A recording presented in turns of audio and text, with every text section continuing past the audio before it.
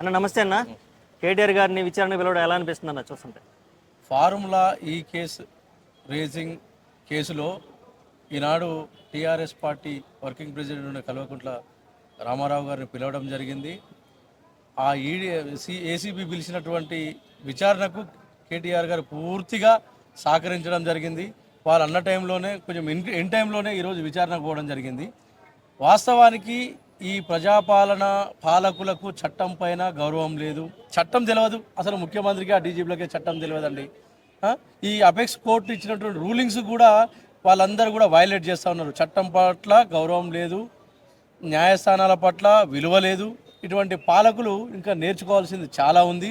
ఇది కక్షపూరితమైనటువంటి రాజకీయం తప్ప, ఇది ఒక జురుత్సాహకరమైనటువంటి స్వార్థ రాజకీయం తప్ప ఇందులో ఏం లేదనండి.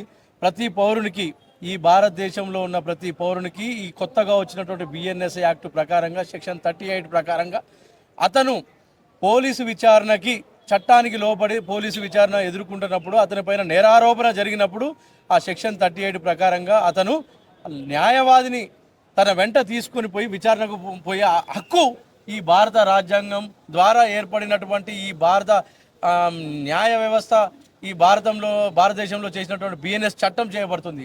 అదేవిధంగా భారత రాజ్యాంగం అనేది అందరికీ సుప్రీం. ఈ దేశంలో ఉన్న ప్రతి పౌరునికి సుప్రీం, ప్రతి పౌరునికి హక్కులు కల్పించబడతా ఉన్నది. ఈ భారత రాజ్యాంగాన్ని కూడా వాళ్ళు గౌరవించట్లేదనండి.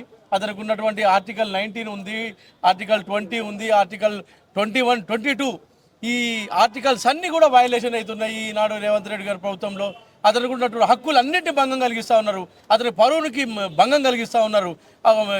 ఈ విచారణ పేరుతోటి అతని పరువు తీయడం కాకుండా ఈ ప్రజల్లో ఒక తప్పుడు సంకేతాన్ని ఇచ్చి ఈ ప్రజాపాలన పేరుతోటి వాళ్ళు ఇచ్చినటువంటి హామీలని అమలు చేయలేక ఈనాడు వాళ్ళు చేతగానితనంతో ఈ విధంగా కుట్రపూరితంగా వ్యవహరిస్తూ ఉన్నారు.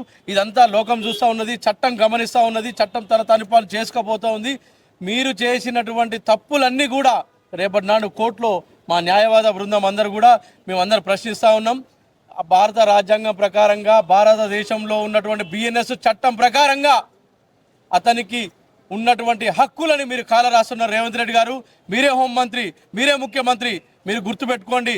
మీ పోలీస్ ఆఫీసర్ ద్వారా, మీ లీగల్ టీం ద్వారా చట్టాన్ని తెలుసుకొని చట్టం పట్ల మీరు గౌరవంగా వ్యవహరించండి అని ఈ విధంగా ముఖ్యమంత్రి గారిని హెచ్చరిస్తా ఉన్నాం.